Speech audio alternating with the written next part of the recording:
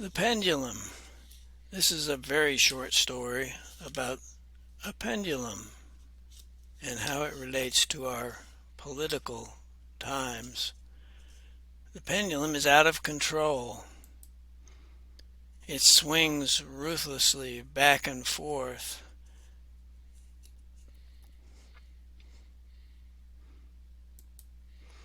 We stand on opposite hills yelling at each other, and all we can hear is our own echoes. We must start the difficult climb down the hill toward each other. Then we can start to hear each other.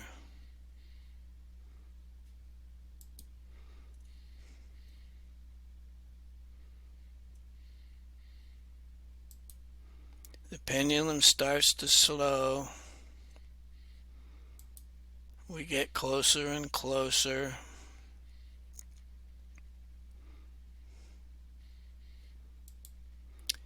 When we get to where we can shake hands, we control the pendulum instead of the pendulum controlling us.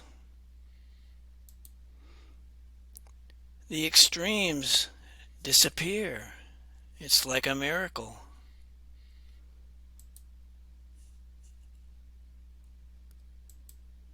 Ignorance swings the pendulum too far.